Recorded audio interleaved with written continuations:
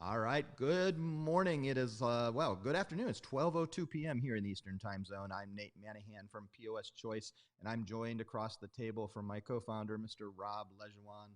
And we're going to talk, he's going to answer questions, and I'm going to babble on. I'm going to ask you questions. Yes, he's going to ask. Thank you. See? Yep. He's going to ask the questions. I'm going to babble on and try to give you the best insights I have from helping now thousands and thousands of restaurants with their point of sale.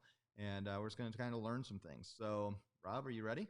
Yeah. Let's have totally some fun. Ready. All right. We're going to talk QSRs today. Quick service restaurants. So much to learn, so much to know, and Yep. so much efficiencies and great things that you already know about. So let's start with what technology can a QSR restaurant use to increase efficiency in their restaurant? Yeah. And I think I'm going to name three things that I think are, some are older. Like I'm going to start at the very front.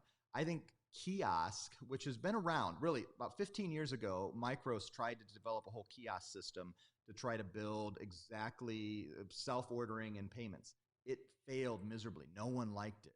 And but now I think kiosk is one of those things, being able to do self-ordering and self-payment. It is a huge asset to quick service restaurants because you don't have to have as much manpower doing the front of the house. And the front of the house can actually do more customer care than just simply the triage of trying to do orders and modifiers. And people tend to be more happy. Like one of the things McDonald's has found, and obviously they've spent hundreds and hundreds of thousands of dollars per location on their amazing kiosks. And we'll talk about that later. But they've learned that customers, when they come in, actually do more modifiers and make it more their own when they can and they enjoy their food more. Because like, I'm going to ask for extra pickle, but I may have been embarrassed to tell the person I want extra pickle, no onion, and I would like a little bit less mayonnaise. And now with those modifiers, when you're putting them in yourself, you can do it exactly you want to. You want 3 strands of bacon instead of 4. Literally, I don't know if it's that, but I mean, you can do double bacon instead of, and do all kinds of things. And you can put comments in, and you don't have to talk to a person. It's that fear, because you walk in, it's that stage fright. Oh, what am I supposed to wear? So I think kiosk is number one. Number two, in quick service restaurants, if you're a quick service restaurant and you're trying, what is the number one thing you need to do? Throughput. You need to have as many people as fast as you can. And so as you grow, your goal is to eventually, in any 4-hour period, to have 100 customers, 100 orders. That means sometimes some of those orders are 4 or 6 people. So you may have 400 to 600 people coming through. If you're doing that many orders, you need to be doing some type of line breaking. Because queuing, as I like to say, the British, and I won't do my bad British accent, but queuing is one of those things that people are not they don't want to do. If you're at a football game, a basketball game, you do anything you possibly can to run out and get in a short line at the concession stand so you don't have to stand in line. Yet at our restaurants, we see it as a badge of honor. Ooh, we're 16 deep. People don't want that, and they don't come back because the repeat customer is just as important as the new customer. And so making sure that they are getting to their order as fast as possible and they don't sit in that line. And that's why you do line breaking. We'll talk a little more about that. I'm going to guess you're going to ask some questions about that. And lastly, I would say technology of making sure that you're managing your kitchen with either a kitchen printer or a kitchen display system, a KDS. If you're not doing one of those, and we can talk about what the differences are, but you've got to be able to make sure the system that you're running your line in to get that food in a quick service restaurant, it's not only making sure that you take as many orders as possible in a certain period of time, but you got to make those orders in a timely manner, in a quality manner that your customers come back. If they have to wait too long, it's just frustrating because they came to a quick service restaurant or a fast casual restaurant because they weren't planning on sitting down and having a 30-minute meal. They were planning to start eating in the first 5 minutes. In fact, the expectation in most people when they go to a fast food restaurant or a quick service restaurant is that they will be with their food in their mouth within 5 minutes. And they expect that. And so you've got to be able to make sure your kitchen can handle that no matter where the numbers, and making sure that system is back there. So those are 3 of the things I think: the kiosk, the line breaking, and I didn't specifically say that, but that's a piece of hardware where you're actually taking the order. It's handheld. It's actually using a person, but being able to take the order and the payment. And you see it a lot of times. Chick-fil-A, and we're here in Atlanta right now recording this, the home of Chick-fil-A, their line breaking, what have they used it at? Their drive-throughs. and they now have one of the fastest drive-through times when it had become a major issue for them. They still have lines around the thing because they just, as they get faster, more and more people come, and at some point, cars just take up space. But when you grow in that line, it moves. I just do it sometimes. I throw the food away just because I'm impressed by their system. Not totally, but they've really done it well. So line breaking hardware, kiosk, and then how you're managing through your either kitchen display or a printer. Those are the three things I would say that can really help efficiency, effectiveness, and certainly cost effectiveness. Any of these things can really help you save money. You may have some upfront costs, but that's why I'd answer that first question. Yeah. Okay. Well, we're going to dive into all those three. But before we do, I've got to remind you that we are POS Choice. If you're a restaurant owner or manager and you're hunting, you're searching for a new point of sale, it's going to take hours and hours and hours of time, emails, calls, talking to multiple vendors, total pain in the rear. We make it easy for you. Just go to myposchoice.com. Let us know a little bit about your restaurant. You're going to get a suggestion. And if you want to take the next step, Nate here will hold your hand and walk you through the whole process and make sure that you get just the right point of sale for your particular situation. Absolutely. All right. So, and by the way, obviously this video is for people that own or manage a QSR, quick service restaurant. If that's not you, but you know somebody that does that, please tag them, share this with them, point this to them, and let them see this. I'm sure they'll appreciate it. All right. Now, let's talk. I think we're going to go with, I want to go with kiosk. Kiosk. See, I love kiosks. And like I said, a lot of POS companies try to do kiosk in the first decade of 2000s. And they apparently, and I wasn't involved in POS side of things, but I do remember occasionally some of the places, and I've always loved tech, and I loved, so some of the first self-order kiosks were in the hospitality of the gas stations. So one of the biggest ones that invested in it was a company called Sheetz, which is a major gas station in the Northeast. And they were like, man, if we don't have to take an order, but Sheetz is like, I don't even know how to explain it. I'm from Indiana, and we don't have anything like it. But you walk in, it's like, here's 600 different things I can have made to order. That's the MTO. And they did it all by ordering from. I remember in 2001 going to my first Sheetz. I was living in Lancaster, Pennsylvania at the time. And I would walk in. I loved it because I would make an order. It would print it out. Now, the difference of their kiosk is you actually couldn't pay there. You still had to walk up to the front person, hand them the receipt. They would scan it, and they would bring it into their main POS. So they were separated. Well, that doesn't have to happen anymore. And as it came to quick service restaurants, because McDonald's did a little trial in Tempe, Arizona in 2004. Didn't go well. Customers didn't like it. Well, when they started now in the last few years, as McDonald's, Panera Bread, there's some of the big names that have done kiosk, is they've realized you've got to be able to order and pay and then have food delivery all done. So you don't have to ever like go up to the desk. You don't have to go pay somewhere else. You don't have to go through multiple steps because no one wants to do that in quick service. We want to go in, order, and then have our food brought to us. And what Chick-fil-A now does this on the kiosk ordering, and they're doing it on the app ordering, and they're all because when you have a POS that does all this, you can order from your phone, you can order from the kiosk, and you come in, you type in, I want a bagel with cream cheese, toasted, and let's throw some lox in there. And you do all that, you type it in, you hit order, you put your card in the thing. Most of them are now chip readers. A few still are only doing swipe, but you should be on an EMV chip reader. Please do that because you're going to regret, you're going to hate it that first time the bank says, we're not going to even give you a chance to fight that charge back because you don't have a chip reader. You should have one, but that's a whole nother conversation another time. But you make that order, and it's really magical for most customers. Now, it doesn't mean you have no one up front. There's still someone there to take an order. But most quick service restaurants during peak hours have 3 to 4 ordering people. They're taking orders that are up front just to take orders. If you can, yesterday, I flew in here to Atlanta, and the first thing, I had a meeting at 9 o'clock. And when I got here, I was a little early, 8:30 o'clock. I look across the street, there's a Panera Bread.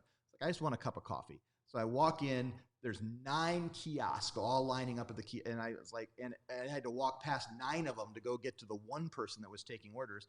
I just went over. I love how Panera, I love their user experience. Literally, coffee was right on the front screen. I hit coffee, I hit checkout, It asks me if I want to pay with cash or card. If it's cash, they don't have, like some places you can put in the money. That's really expensive. I don't think it's necessary. Cash can still go up to, you can just say, hey, it'll swing it over to the main person. When it's credit, I just push the card in. In less than 20 seconds, I'd ordered my coffee, and they actually have their cups in a dispenser. And you just grab the cup, go fill it yourself.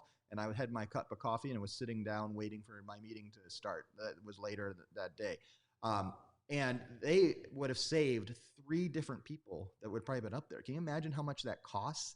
So I always say it's obviously whatever the wages you're paying the person, plus the extra 50% is all the overhead of having that person there. And so let's just say across the U.S., and it's higher, it's as high as $50 per person per hour to actually have a person working there, down to, we'll just go low end 20 minimum.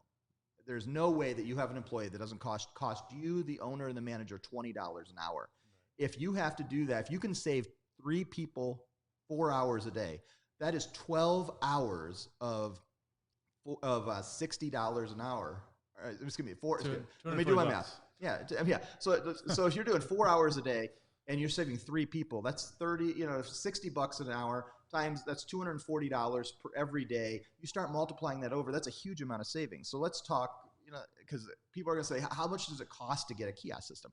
McDonald's has spent their POS system at a McDonald's costs about $250,000 installation and everything.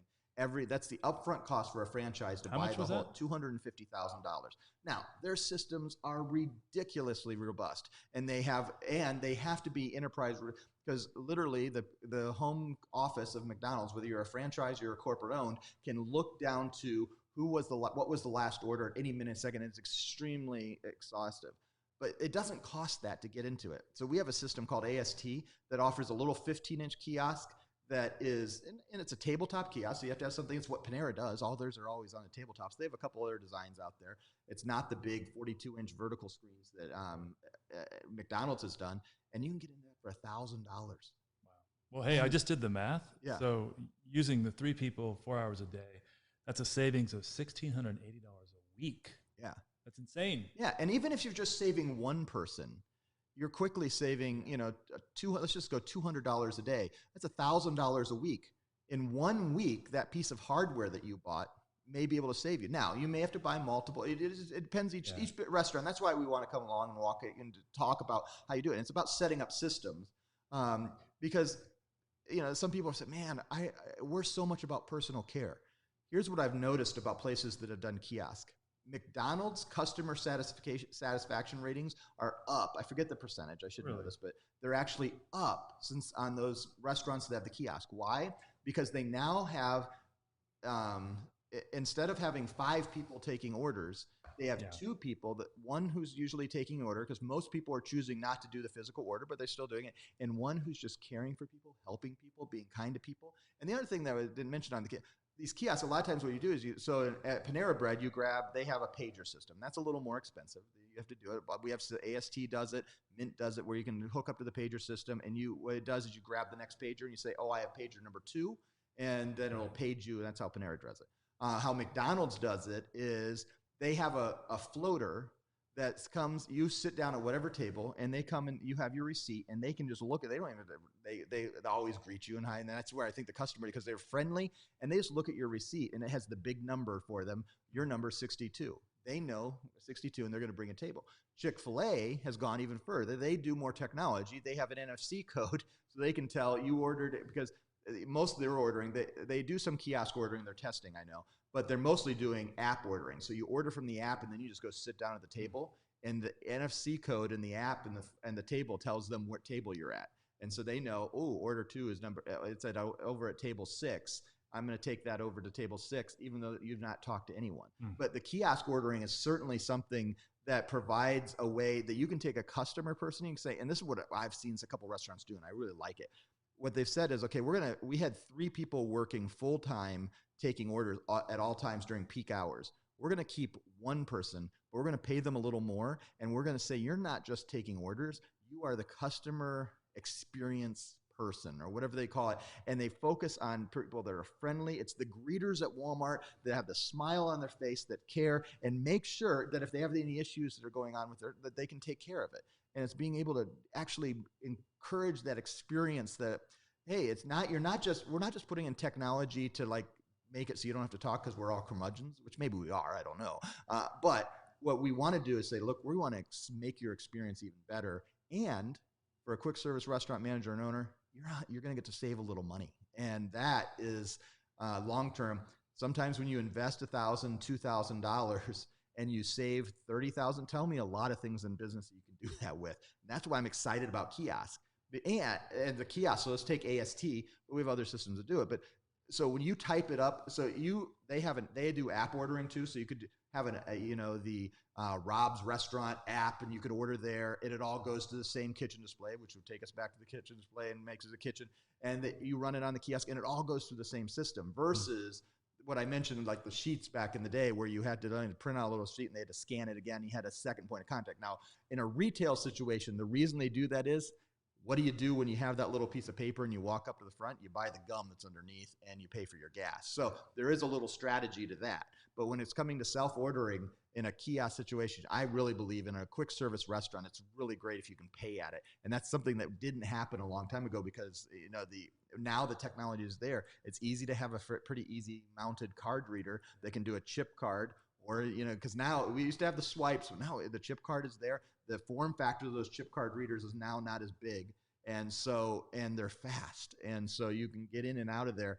The biggest thing that I would say also, if you're ever thinking about kiosks, is start thinking about your menu and how you do modifiers. Because one of the things that can be annoying to a person is they're like, oh shoot, I forgot to put onions on my cheeseburger, and thinking through how do they get back, because you want to make sure you put all the modifiers in front of them in a logical way. And sometimes it takes a couple menu, and that's what I love about our partners that we work with, is they work with you.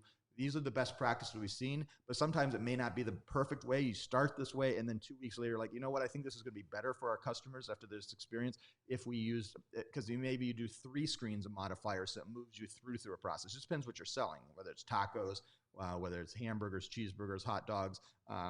We've seen some breakfast places that are putting this in, and where you're ordering breakfast sandwiches and omelets. And what it also does, I really do believe it's enchanting, is people feel a lot more empowered to choose it just the way they want. And what was it, Burger King? I forget what their tagline was, but then weren't they, we'll make it any way you want it or whatever back in the day. Now, when you're ordering yourself, I think people are less embarrassed. Now, also means probably they put things on their food that they probably shouldn't. But and we'll talk about the healthiness of that later. But or they just are more, make sure instead of getting the cheeseburger, and it's also food waste for you, because the other thing, and I don't know any numbers on this, but think about that. If they are putting the modifier exactly, they get it the way they want to, how many times do you see you go and bust a table, or you see the trash and they're throwing away half that's on that sandwich because they forgot to ask to not take it off?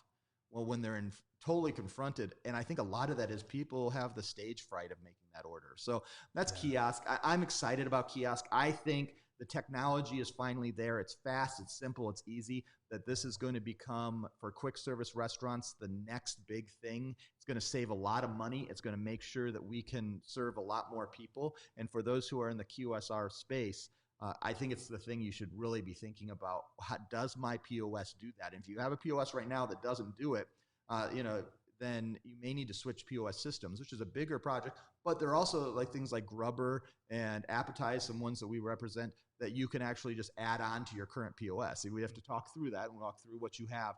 But there are a lot of them. Or you can run, if you say, man, all I want to do is just I don't want to change everything else. And maybe have something we can side saddle it. It may mean you have a second, and this would transition into my other piece of receipt. You may have to do a separate, either 2 kitchen displays or 2 receipt or kitchen printers. But side saddle means it's outside your system. It's not going through your main system. And then what you can do is do a data dump for your enterprise reporting later. We're seeing some people try to do that. It's not the way I would do it, but I understand if you are, especially larger quick service, and you currently have 6 different stations where people are typing and interacting and doing stuff, you don't want to change all the systems you have. You just want to add one-way order system. You can do that, and that's one way you can get into a kiosk without changing your whole system. But there are some reporting issues with that. But we would walk you through that and kind of talk to you what the opportunities are with that. So the summary that I'm getting, the positive outcomes are, from a kiosk. Better customer experience. Yeah, I think it is. And the happier customer is, the more times they come back. So there's an increase in revenue there. Yep.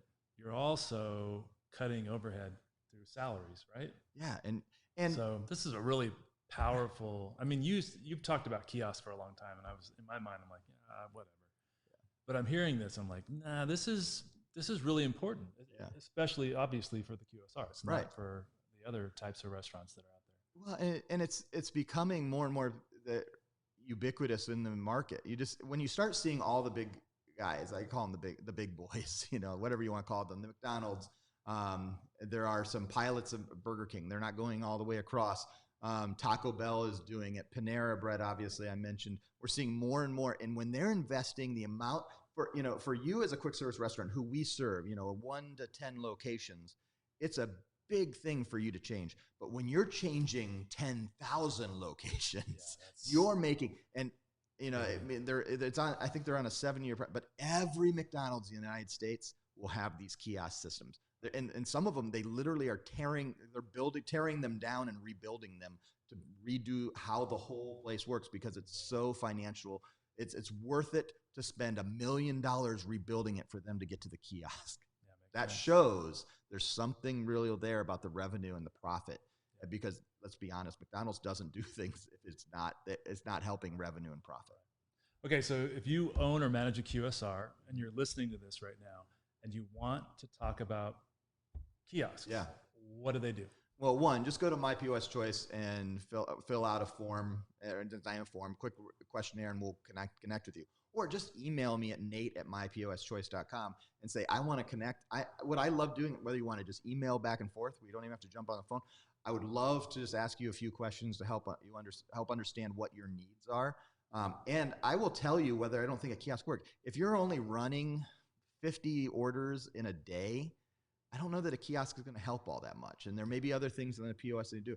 One of the things I want to do is make sure you have a POS that fits your business model now. And as I always say, I want to predict where you want to be in 3 to 5 years, and make sure we start making decisions now, putting things into place. So when you get there, whatever that next goal is, maybe you want to open a second location. Well, then we've got to make sure your POS and your kiosk can go enterprise, where you can be able to control and see what's happening in 2 locations. Or maybe, we want to ask those questions. So we get on a phone call, we learn what you are. And I love learning what restaurants are doing and how you do it. Because each restaurant is a snowflake. It sounds a little cheesy, but you guys are all different. You all have a different take, and that's why I love traveling. I get the blessing of traveling quite a bit and going and finding independent restaurants. I like Panera Bread coffee, so that actually works out well, but I don't usually go to a Panera Bread because I like to go to the small independent restaurant and experience how someone else is doing their restaurant, doing their food.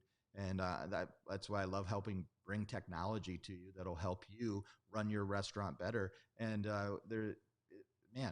can you think being able to take more orders, kiosk, it's a great thing to think on in the quick service restaurant. And I think there's more stuff to come because, eventually kiosk is going to make its way into drive-through. It's coming. And McDonald's is working on it. And they have a system. In fact, they bought a company out of Israel that just is running that. And right now, the weatherproofing is actually the only thing holding that back on some of these systems. But as that drives, for those who do quick service and do drive-through, that would be one. But kiosk also enters, there's all kinds of other stuff. We'll talk about that some other time, about apps, ordering and doing that, being able to tie into your third party, your DoorDashes, your Grubhubs, your Postmates, and being able, your Seamlesses, be able to tie into that because they all work together. But man, let's talk kiosk at some point. I would love if you're interested in talking about it. This is what's so crazy about everything you're sharing. There are so many nuances to choosing technology for a restaurant. Yeah. And how could you, as a person running a business, know all the nuances?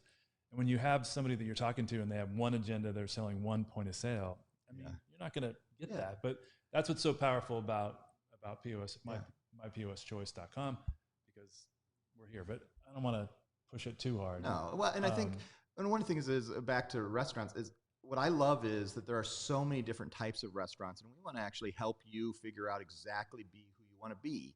And what happens is, I know this because you guys as restaurant owners, you spend long hours. You don't get a chance to go around to a bunch of other restaurants. One of the things, my favorite thing, when I'm here in Indianapolis, I like to do it like twice a year. But I go to Pearl Street Pizza. It's a little and dive bar is the wrong type, but it's a little pizza place.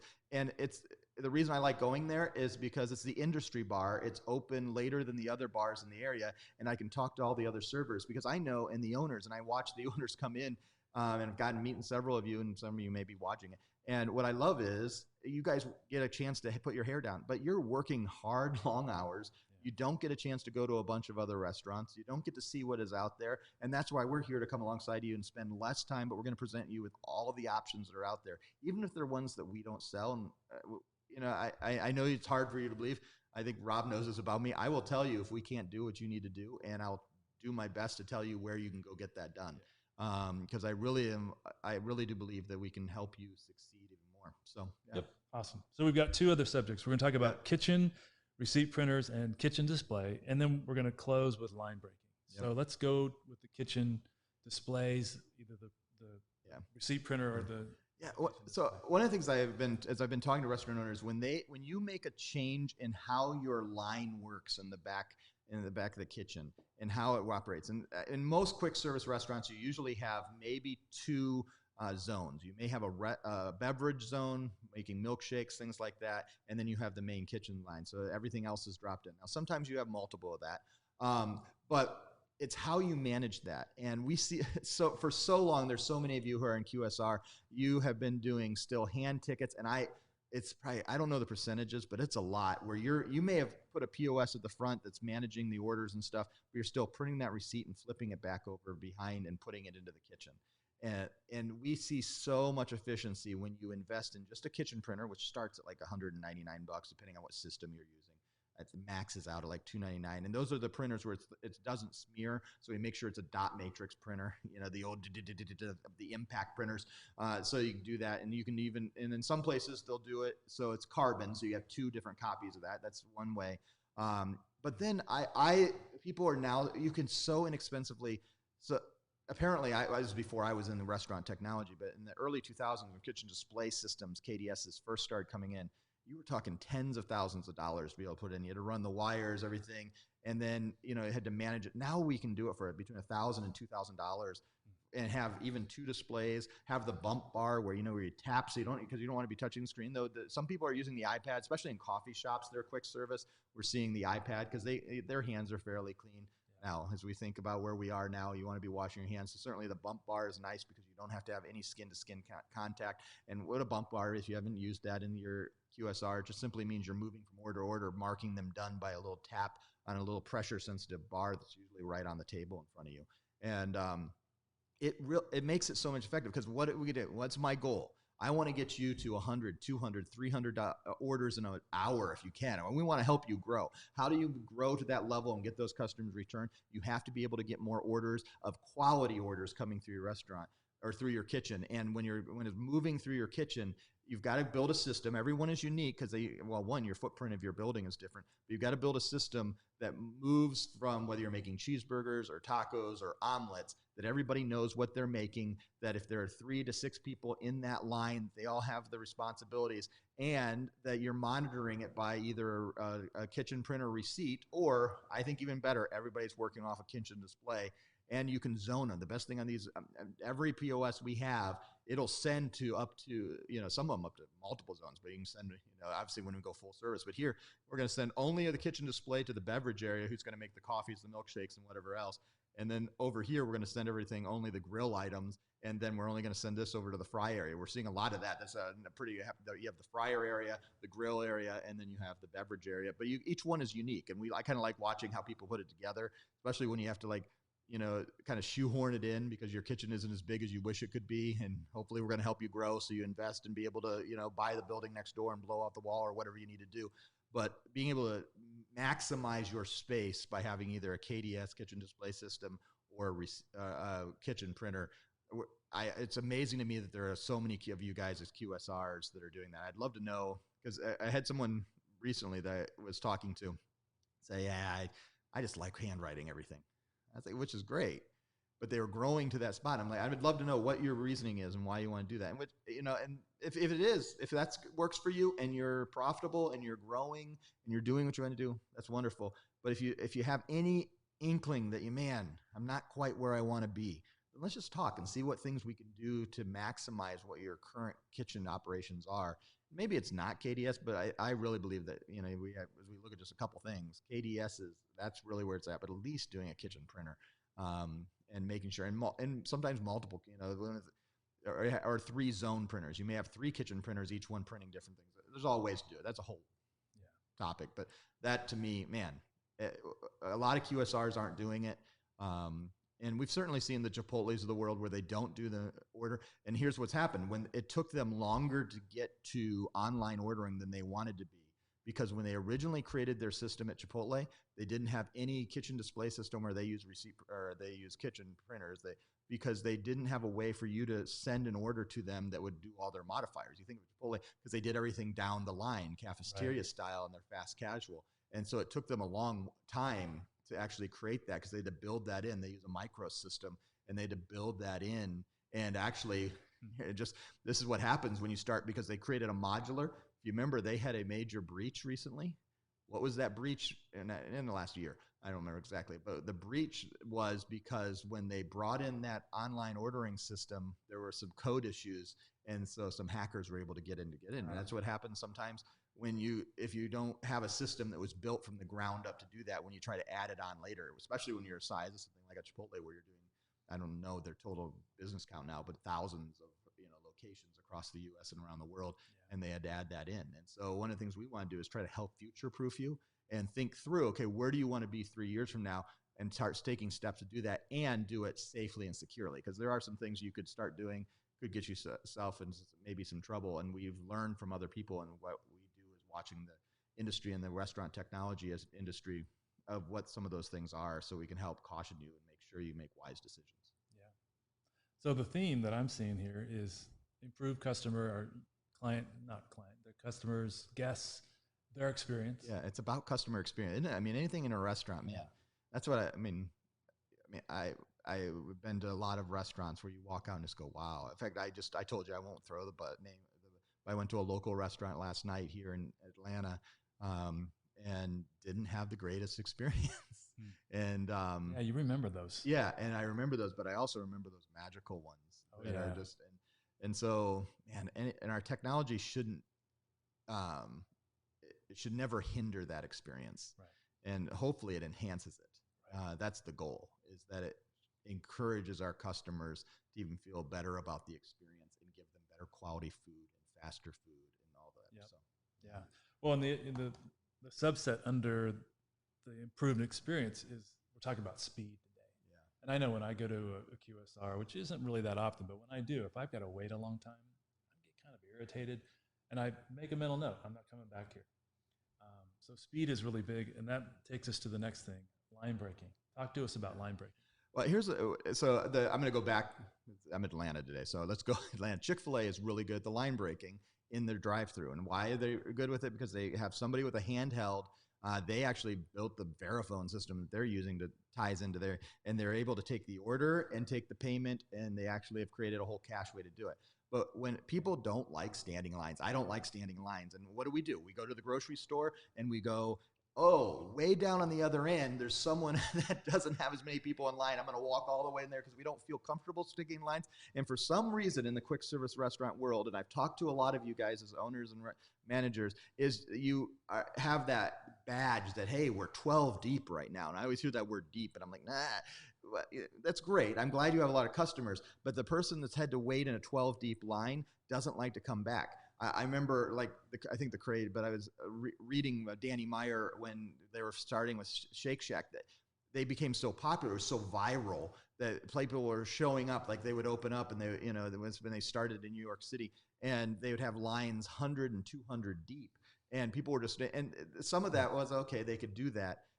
Because people were like willing to wait for this iconic hamburger. But the fact is, most of those people then never came back. And I've heard interviews with him talking about, look, we had to figure out the repeat customer was just as important as getting them to come the first time.